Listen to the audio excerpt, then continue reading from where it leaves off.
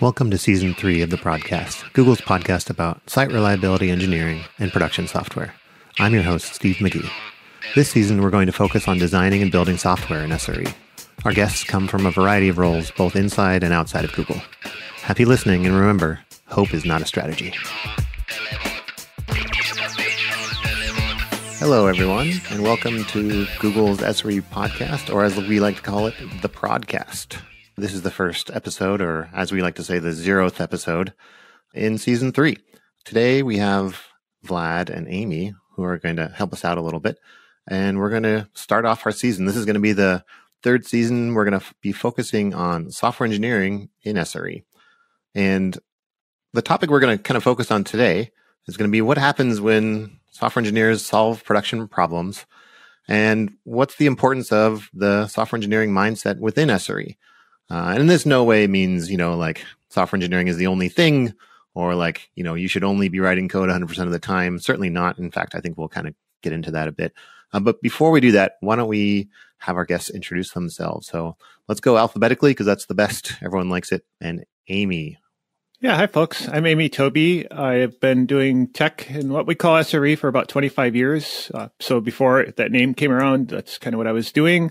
Very quickly out of college. Today, I work at Equinix as a senior principal engineer, where I meddle in product work and SRE work and software work, just all over the place. Awesome. Thanks, Amy. And Vlad.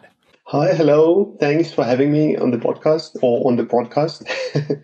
And my name is Vlad, and I work for a big company called Siemens Healthineers, which is the healthcare arm of Siemens.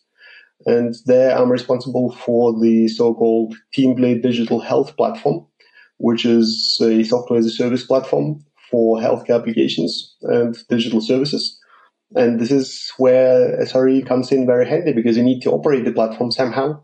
And this is where we use heavily the SRE methodology. And I'm looking forward to talking about it with all of you in the podcast. Well, thank you both for coming today.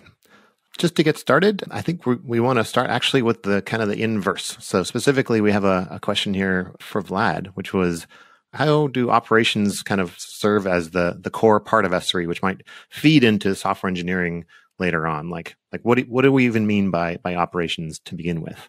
Right. So in my view, SRE is a methodology for running digital services reliably at scale.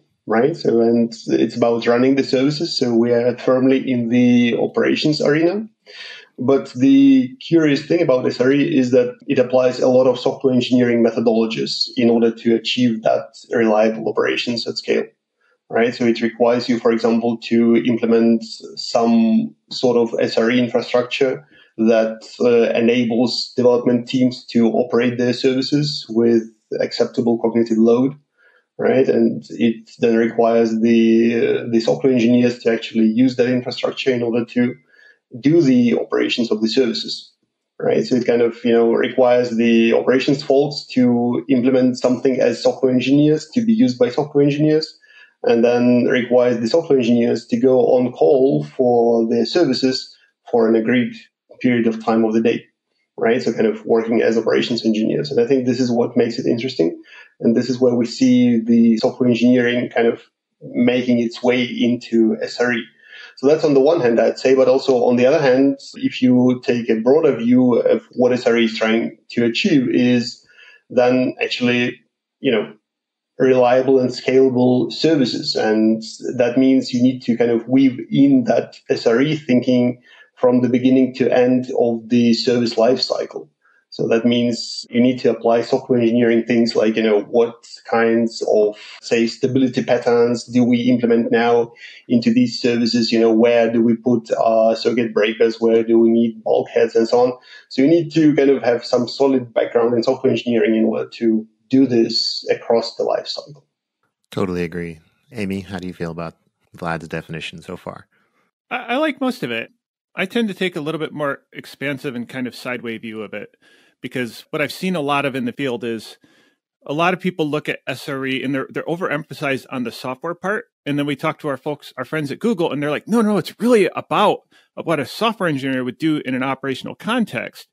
And I think they're both wrong, because like what I look at when I see what effective SRE that I've done out in the real world, and I'm just going to say Google's kind of not like the real world. It's this magical fairy place where people get to have fun and have cool tools and good software tools.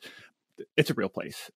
But like what I'm getting at is there's the real essence of what we were working on are these feedback cycles kind of across the software engineering lifecycle. So starting at the very beginning, we want to get involved in product management and in kind of product conception and start to insert reliability and security, because it's always on the way for me, requirements into the product process. And then all the way at the end, if there is an end, well, there is an end when we actually shut the service down, but like maybe that long middle where we spend most of our time, where we're constantly looking at where can we improve the feedback signals? And we implement that through a bunch of different ways, like SLOs, going on call, all of the DevOps-y kind of stuff that we try to integrate, CI/CD. It really comes down to like, how do I tighten those feedback cycles between what my customer is experiencing, what my software engineers are doing, and what my leadership believes we're all doing?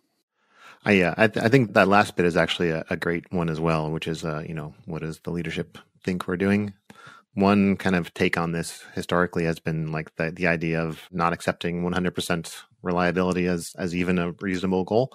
The jokey way I like to describe it is if you're asking for something that's unreasonable, you're just telling people to lie to you. And this is what happens with teams that are, kind of given unachievable goals like 100% availability or reliability in some way. It's true, right? Like you look at 100% stat, and you peer at it long enough and you stare through it and go look at the actual metrics, somewhere some statistical significance is being dropped. Yeah, or it's 100% except for X, Y, and Z, because we're leaving those out because, I mean, come on. Like you wouldn't want to leave those in. Because they're just not convenient. Yeah, that's right. Have either of you encountered a situation where something like this is going on, where the metrics look great and when you dig into them further, it turns out something funny is going on? If that does happen, like, what do you do? Like, what's the thing here? Is it, just talking to the teams in general or talking to the leadership teams and saying like, hey, don't do that? Or is there something more subtle here? Well, I think that kind of happens all the time with the definition of SLOs. So you go to a team and they're totally new to the party, right? So they've never done any SRE and you kind of start advising them, okay, so maybe we would select some SLIs that would apply to a service, and then inevitably they come up with something like availability, right? That's kind of important for any service. And then you work with them and then they kind of come up with an initial set of SLOs and they think, okay, so our service is so and so available. And then what happens is that, well, you feed all this into the SRE infrastructure, and then a couple of days later, everything is red because all the SLOs have been broken, right? And you kind of come to them and say, okay, now have you looked at the SLOs? First of all, no, because, they're not trained yet to do this. But then you show them, okay, so all the SLOs have been broken. What does that mean? Well, actually, the customer hasn't called up and didn't say that something is wrong. Right, so there you've got already the cognitive dissonance, right? So the SLOs have been defined, they are all red, but the customer actually didn't experience it as being so painful, right? And that kind of happens all the time until you get the team to a point where those things converge, right? So the definition converges with the user experience, and when it's red, then it actually means the user experience got broken. And when it's green, it's actually green means the user experience is okay. And once you get them to a point that this is an ongoing refinement process, then this is where okay, you are getting it. You're getting somewhere. Totally. I have run into that. In fact, there's still a dashboard I'm working slowly to eliminate that shows a number of services, SLOs, that is measured by a instrument that I don't particularly find very reliable because it doesn't represent the customer experience. And there's no technical problem here. Is actually really interesting about it, right? Like technically, the system works as designed. It is instrumenting as designed. It is reporting metrics that are actually somewhat representative of what this system is doing, but have almost no bearing on the customer experience. That's the first problem, right? But the way I approach this is not to go and start poking at the technical stuff. I tried that for years. And basically, like every time I poke at it, they're like, well, everything's working exactly as we designed it. Well, yeah, because you designed the wrong thing, right? But the thing is, it's been in place for years. And so this is my world, right? It's been in place for a long time. And so every time I try to approach it, be like, I think we could do this better. Everybody's like, Oh, no, it's been there the whole time I've worked here. It's fine. So this is really more where we start to get really deep into leadership and having to go around to the product managers and not just the people who own those particular, like the monitoring system there, but like each of the product teams, product managers, and point out to them how broken this is, and then go back through their incidents and go like, this one, and this one, and this one, and this one, and this one, all caught you by surprise because your monitoring doesn't actually work, even though you go look at this dashboard, right? But that still, you would think, would be like you would show somebody this fairly obvious to us truth, and they would go, wow, I got to fix that. Except there's so many other things going on that largely they're just like, okay, yeah, that's really important, but I've got to go work on this other much more important thing. And so it's still there, and we're still chipping away at it, right? And we've got most of those people starting to do higher level monitoring so that they kind of come through this journey where instead of me telling them that it's wrong, basically we have to take them down this longer road where through like instrumenting with open telemetry and using more modern tools, eventually these folks will come around and go, oh, yeah, that's really bad. And then they'll tear it down. But we're just not there yet. This sort of reminds me of like, this is a kind of a high level hand wavy definition, but like the difference between like programming and like professional product software and engineering. You know, you can technically do programming just fine and like it'll do what you say. Like, but if you're not designing the right thing at the right time for the right people and getting feedback and doing the whole thing and like working with your peers and like collaborating and like there's a bigger thing over there, which is like the, you know, capital S, capital E software engineering. Mm-hmm. We put a W in there sometimes for some reason. It's kind of funny. Yeah, I tell people all the time, right? I write code for free. Yeah. I get paid to do Jira. So there's a trend going around these days around platform engineering. And sometimes we talk about like internal product management. One way that I've heard SREs described is just like another set of influences or influencers maybe to that internal product or to that platform in terms of like, you know, representing the reliability or the security of the things that are being shipped through that internal platform. Do you guys have any takes on that or experience in kind of thinking about reliability through this internal platform concept, or does it just kind of happen that way?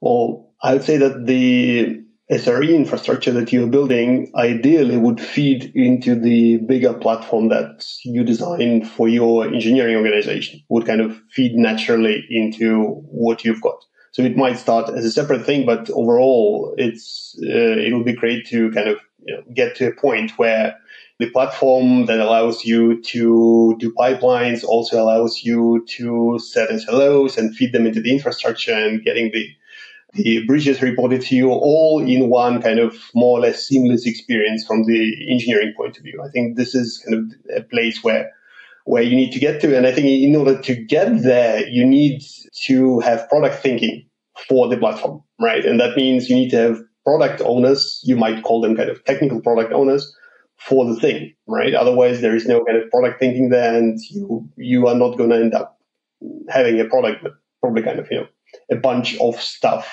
that is engineering led, but doesn't look like product. Totally. I think platform engineering is a little bit of a mistake, and it's all Google's fault. And it's because one of the things that they left out of the Google book, or the original SRE book, that I think drives everybody outside of Google crazy, especially me, is like the leadership structure that's in place at Google that enables SREs to speak up and be heard. Right. So that this is something I learned over the years from various folks I've known that have worked there, but there are very high level leaders, I think all the way up to the senior vice president level, who represent reliability. Right. And most businesses have that for security, but they don't have it for reliability. That's pretty unique to Google and maybe a few other places. And so I think a lot of why platform engineering is arising is because, well, one, it lets us take a lot of these concerns that we're building and actually build a platform where we can just encode them into the platform so the developers don't even really have to think about it. But the reason that we're driven to do it that way is because without that power base, right? Like I'm going to talk about just power dynamics here, right? Without some kind of platform with some kind of buy-in and gatekeeping, really just gatekeeping, it is super duper hard to be heard as an SRE because you're just this voice out in the wild, right? And like I was saying before, is most of the leadership that are like trying to ship products and keep the business going and make their P&L go up and to the right, they're just not thinking about it, and they don't want to hear about it. They really don't. right? They don't want me showing up on their door and going, hey, buddy, you got a huge architectural risk right there. And that thing's going to catch on fire one of these days. You're going to have a bad time. I could fix it now. It's going to cost you $500,000, right? And they go, I'm just going to roll dice, right? Because I don't have any power. I can show them the risk and they can make a business decision on that risk, but humans are notoriously bad at this.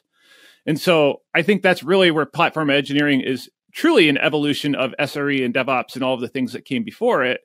But the real pivot that it's bringing to the table is that installation of somebody in power who has a way to say to the leadership team, like, no, you're actually going to do reliability, and that's not an option. Yeah, I mean, part of modern, or not even necessarily modern, but like, as we were saying, like professional software engineering is prioritization, right? Being able to say, like, we're going to build this thing and not that thing. And, when priority inversion happens, it's often because of a lack of information or because of a lack of sometimes a champion. So having a seat at the table during that prioritization is super important.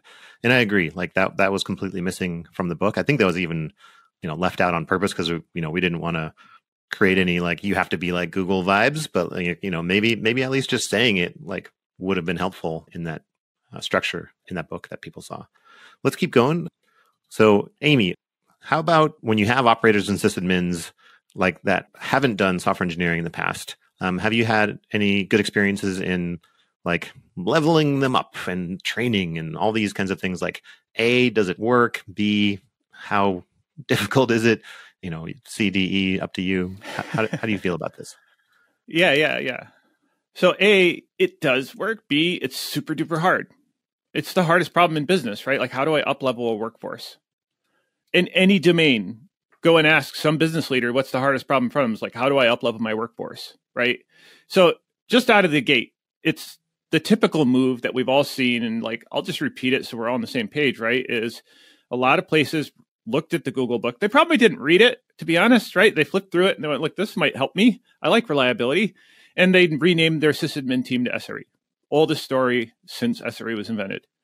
And when that happens, kind of, it has this effect. It does actually do something. So like, to sit here and say like renaming the team does nothing, that's a lie, because we've reoriented their focus a little bit right out of the gate. So you start to see teams, I've seen this probably 4 or 5 times, where some team gets flipped to SRE and they're largely just an operations team, and the good ones are like doing Kubernetes and they're starting to iterate towards a platform, but they don't have that empowerment. And so that's the big gap. I think there's kind of 2 major things. There's a skill gap, but there's also the empowerment gap. And then we end up in a live lock with the business, because the business is like, well, I'm not going to trust you with this responsibility because you don't have the skills. And then the people sitting in the seats are like, well, why would I go learn that if I'm not trusted with it? And so we just go around. And so they get stuck doing operational work. And there's kind of all kinds of classic goodies in operational work where it is so hard to get your head above water to where you can actually start swimming. So you just end up kind of bobbing up and down and keeping your face above water. That's most operations, most places, right? So you have to start with kind of incremental growth into SRE and bringing your people along. And that's the only thing I've seen that works, right? You can do the flip, but you have to start to peel off some of the toil and do it incrementally so that you kind of make enough room to start implementing like one SLO, right? And then you make enough room to build another SLO or an incident management, like, or do a retro program or something, right? And just snowball that. But like, I've never actually seen anybody like flip it and then everybody goes like, yes, I'm an SRE now, I'm going to go learn how to be a great software engineer. They go like, what the hell is a sprint? And why would I sprint for 2 weeks? Like, that's what most people say, right? Like, and that's usually where we start, is with those processes. But so yes, you can do it. It takes investment and it takes empowerment. Yeah, and I know of a case where the team wasn't just renamed into SRE, but they got a raise as well. And nothing else changed. Right? The leadership thought, okay, if you raise the salaries, if you rename the team, then, they will live up to the challenge, right? But, on the ground, then nothing changes. So what I found useful is if you have got an operations team that has done traditional operations all along, and you inject a real software engineer into the team. So just a software engineer that's got interest in infrastructure stuff and automation and so on, then this can actually catalyze a change where the software engineer starts building something as a software engineer for a certain purpose, for a certain user, and so on. This is where things can catch on, because then that they kind of go to lunch together and so on. They have conversations on a daily basis, and they've got kind of a connection then to a software engineer, which is so close. They have never had that before. And this is where you can catalyze the change. I love that. So embedded SRE is wrong. Embedded SWE is right. I'm not going to say either one's right or wrong. I just thought that'd be funny. Yeah, that was the missing chapter in the book. We fixed it. Good job, everyone. One of the jobs, one of the purposes of SRE in a group is scaling, right? It's like the system's already there. Sure, it's going to be adapted over time. But one of the challenges is like just growth, like handling growth, and like stuff happens at certain, inflection points along the way. Do you have any stories or insights around like pitfalls around, or, the opposite of pitfalls, whatever those are, around scaling of these types of systems, whether they're operational or, complete re-architecting? How do you see them coming? How do you approach them, et cetera? I think something like this could be a great catalyst to actually roll out a proper process for operations, like SRE, for example. Because if you start to scale, right, so the number of users is growing, the session length is growing, and so on, then that will place higher operational demand onto your services, which means they will need to be more available than before when the load was smaller. But then if you don't have the processes and the cultural substrate in order to support that availability, then this is where you'll come to a point where you understand, okay, we need to make some drastic change here. Otherwise, we are not going to be able to handle it, right? So we'll just not be able to provide the availability that's needed for that type of traffic that we have never seen. So I think this could actually lead to a great crisis that you can use in order to start introducing proper processes. That's how it often goes, right? Like you wait for an incident and then that creates the lightning in a bottle, and then you can point that at a team, empower them to go and fix the problem, right? So I think Steve asked about like, how do you predict it? But like, this is ultimately how most businesses get it done. Really. Like, I think there's a rare privilege a few of us have had, like rarely in our careers even, where we're somewhere where things are like, we can see the next 10x coming. We can see the 100x coming. Usually what happens, though, is we join a business in a somewhat steady state where it's at some single digit growth rate, right? And then the actual problem we have isn't scaling up. So I think most SREs, most folks carrying that title out there have the opposite problem, which is how do we make things scale down? Because almost nothing is designed to scale down. Lots of things scale up just fine. Kubernetes scales up like a dream, right? Amazon scales up like a dream. You can add more instances. Web servers scale like they're super easy. Well, understood. I don't say super easy, but like straightforward. We have good tools we can apply to the problem. But when it comes to, in a lot of enterprises, when we talk about scale, what we actually run into is things that don't scale down. And so we have either like programs that want to be resident in memory 24/7 so that they have like their own little built-in schedulers and stuff. And so they're all tightly coupled code. So like, yep, you're stuck spending, $1,000 a month to keep end servers up to keep those things running because they can't scale down, right? And so that has a real business cost. So that's, when I think of scale, like that's most of the problem that I've worked on in the last few years isn't the other direction, because that's usually like, add more Cassandra nodes, add more Kubernetes nodes, we're good.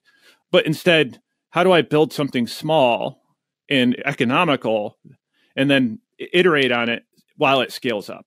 And that's actually, I think, far more interesting for the majority of folks out there doing enterprise work. Yeah, it turns out cost matters.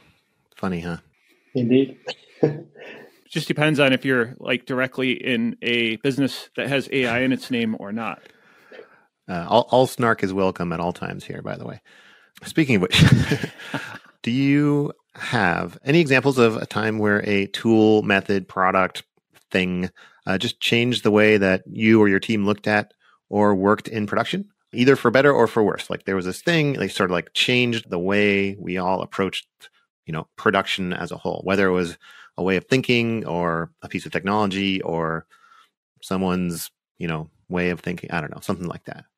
So for me, it was clearly getting the development teams that have never done operations before to actually look into production by applying things that SRE suggests, by kind of defining the SLOs, thinking about the journeys that would deserve SLOs, then feeding the SLOs into the SRE infrastructure, starting getting feedback from the SRE infrastructure, and then the crux comes, reacting to the feedback from production, right? Kind of, enacting that powerful feedback loop of, defining something, then putting it into production, getting feedback from it, and then reacting again.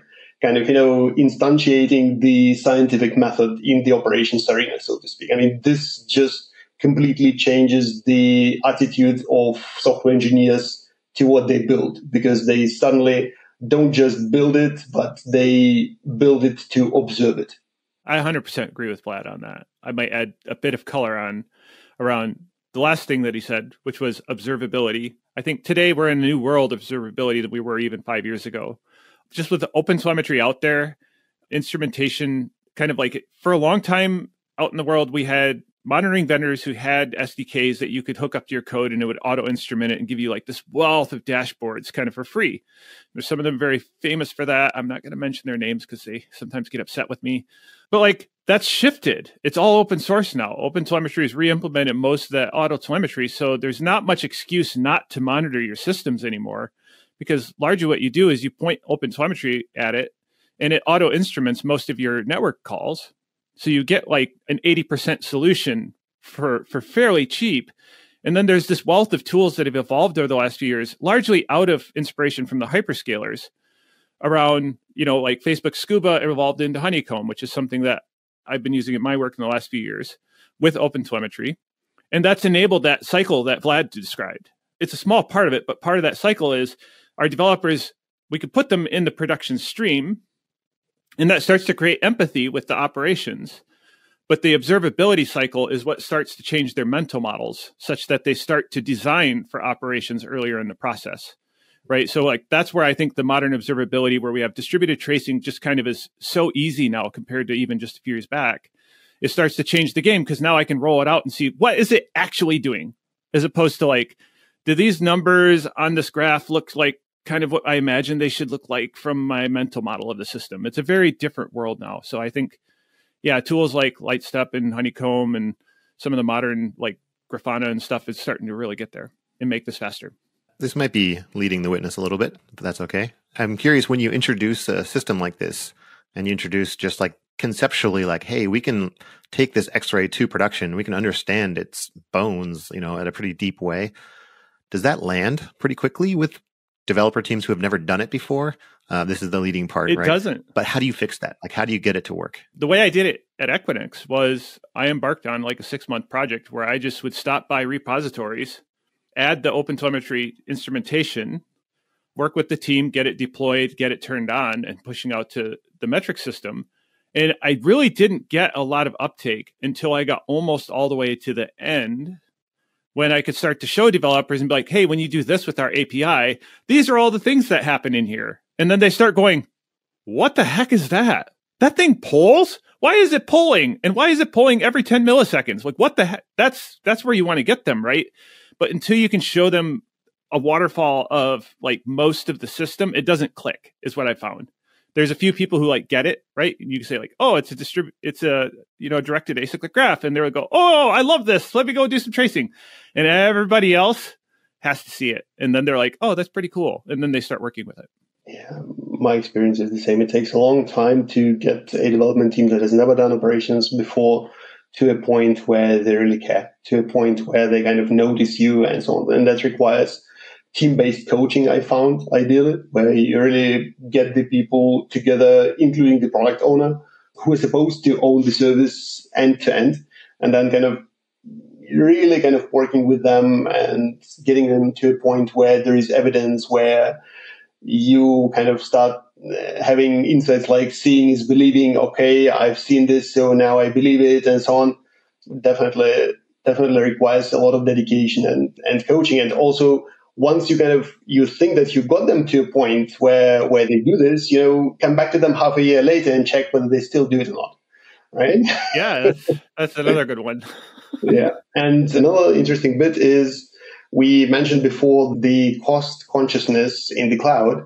That can be a good driver for this as well. Because if suddenly your logging costs skyrocket and only your CFO finds that out, then this is definitely already too late, because then you are accruing the cost at a much faster rate than you should. And this, if that kind of gets pushed onto the organization to actually reduce costs then you can only reduce cost once you've got certain visibility into cost, and it requires observability and so on. So that could, facilitate the whole introduction of looking into what's going on in production for you. Great. This is, again, maybe a kind of leading question, but I'm curious, one of the kind of ideas that SRE teams have going into adopting SRE, or maybe it came from the books, it's hard for me to really know where this idea came from, is that, SRE teams, in some sort of platonic ideal state will magically upgrade, the guts of some system. Like the term that we've used in the past has been to, repair the tires on a race car during the drive or whatever, or repair the wing during flight or something like that. How often does this actually happen? Do you see teams specifically from an SRE, either directed, hey, we should do this, or directly from the SRE team itself, actually swapping out the guts of some running system in such a way that it continues to run and scales up and is faster and better and shinier and happier? Is this a myth? Is this real? What do you guys think?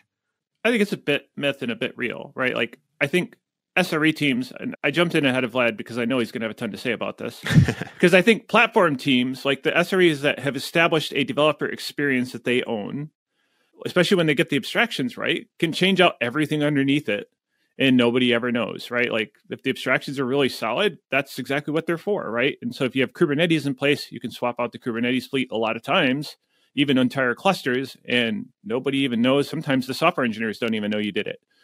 So I think it is real, but it's it has a scope, right? That it's pretty rarely, in my experience, spans past the infrastructure layer. And then once you get up into the application tier, all of a sudden now we have so many product requirements involved, critical user journeys and things like that, that you're back into a plain old software engineering effort to go and change out components of the software and move it around. And that's where the SRE comes in more of an advisory role. And I do this a lot these days, where I come and help a team figure out how they're going to do strangler pattern, right? Which is where they basically grow a new API, move all of the traffic over, and then kill the old one off when it basically has no more light. And so that's usually what I do, is I go just help people reason about here's your 2-year plan to get off this, very old, crusty platform with a million edges that are going to take forever to file off. And here's how you can do load balancer tricks. Here's how you can do various, whatever the tricks are we bring to the table. Usually we have those, especially for the infrastructure, to stitch things so that we can do that seamless swap. Yeah, and what I found is that this kind of hot swapping the tires on a Ferrari when it's, racing on a track, that kind of happens often on, I would say more often on less mature teams in terms of operations. On the teams where you've got more maturity, that happens, I'd say, kind of rarely. Would you say it's rare, or it's just constantly in motion, but smaller changes? Right. Yes, that's right. I think that would be the maturity, right? It'd be an immature team is going to do these big chunky changes that are dangerous. And when I see a really high performance, mature team, they're always, every single sprint almost, they're pushing out some incremental change to move forward. Yeah. Great. So now, open-ended questions. This is the fun part of the interview, hopefully. What would you like to see happen in the next 2 years when it comes to SRE around the world? People who identify as SREs, official books. What is the big change you'd like to see? Or the even better, several small changes, right? It doesn't have to be big changes. Right? I would like to see our salary double 10 times. That'd be good for me anyway. Yeah. When someone offers you more money, you say yes. Do you remember that part? Rename the team and give them a raise. Yeah. So I think if we asked all the SREs in the world if they would love this plan I just came up with, I think they would love it. But probably we need something a little bit more practical to get the business to buy into it.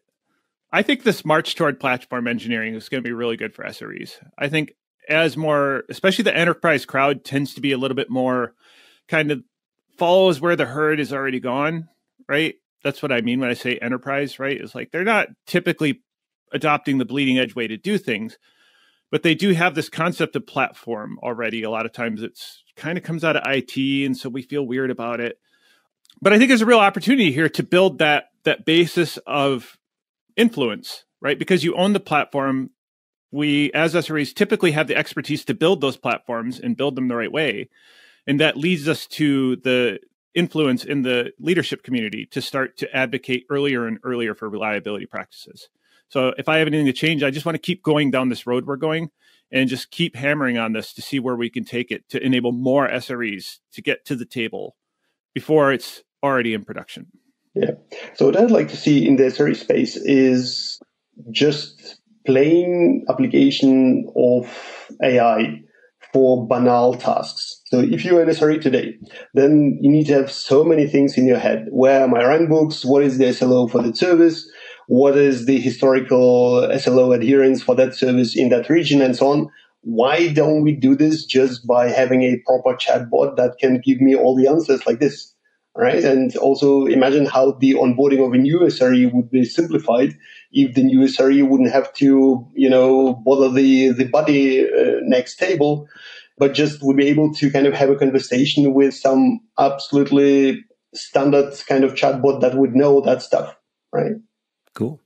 And then speaking of new employees, what advice would you give to not brand new employees, but like even before that, like high school, early university folks who are maybe looking in this direction, like, A, do you think anybody even knows this career exists outside of, once you've gotten started in industry? But B, like, how would people best be suited spending their time if they wanted to head in the direction of SRE and reliability? I guess the main thing I would tell these folks is there's one kind of work that's safe from AI. Really just one that we have a fairly good notion is going to be safe for a very long time. And that is adaptive work, where we're in the territory of known unknowns and unknown unknowns. This is the place where AI just starts to fall apart and where human creativity and pattern finding and stuff starts to be superior. Like, I think even to tomorrow's models, I think we will continue to be superior at this. So from that perspective, I think a lot of young folks are asking themselves today, like, what can I do that's safe from the machines? And they should be asking themselves that because we're seeing some real innovation in the space, I think. Where it goes, I'm not going to guess. But what will remain is that the computers will run into situations that they can't solve anymore. And that will be the wall where it's all the stuff that's already been done. And so that leaves us. It leaves SREs.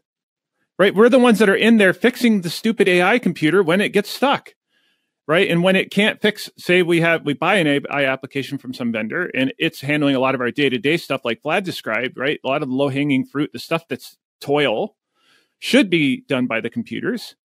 What's left at the end are the unknown unknowns and the known unknowns, some of the known unknowns, right?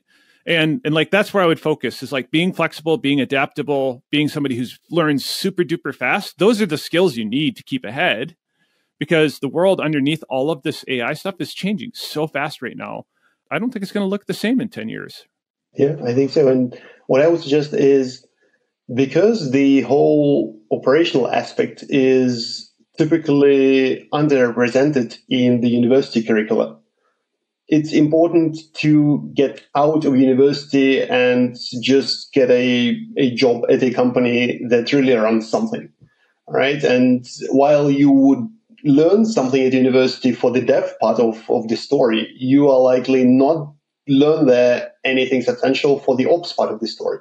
And kind of you can learn the ops part of the story definitely in a company that's doing operations. So that's the advice that I would give. And then just follow your instincts, right? If you are interested there, you can pursue your interest there. And that's how most SREs get here, right? Like, Steve, how many of your colleagues are physics majors at university? Half? I was going to say more like 15%. I don't think it's 10%, something like that. But it's like a significant physics, number, though, yeah. right? There's physics, philosophy, there's all kinds of... Yeah, physics, math, philosophy. But like, that's the thing, I think, though, that leads people here, though, is that curiosity and then getting in and seeing the real world and be like, wow, this is how things actually work. That's where I want to work. Or I need to get paid.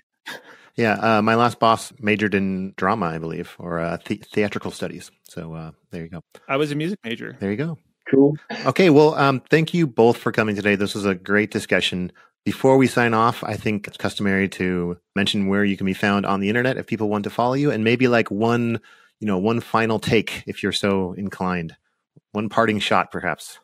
You can find me on LinkedIn, and pay attention to observability. Nice. I can be found on Mastodon at Renus, so like the command Renice, Renus at hachyderm.io. And I can be found on LinkedIn as well. And my parting take would be, I think where all of our work is heading is what in the resilience community we call adaptive work. And it's that stuff that remains when everything's been automated, the stuff that the computers that we haven't predicted or the computers haven't predicted. And so really, site reliability engineers, in a lot of ways, are adaptive capacity engineers. Great. Thank you both. And as we like to say, may the queries flow and the pagers stay silent. All right. Thank you. So long.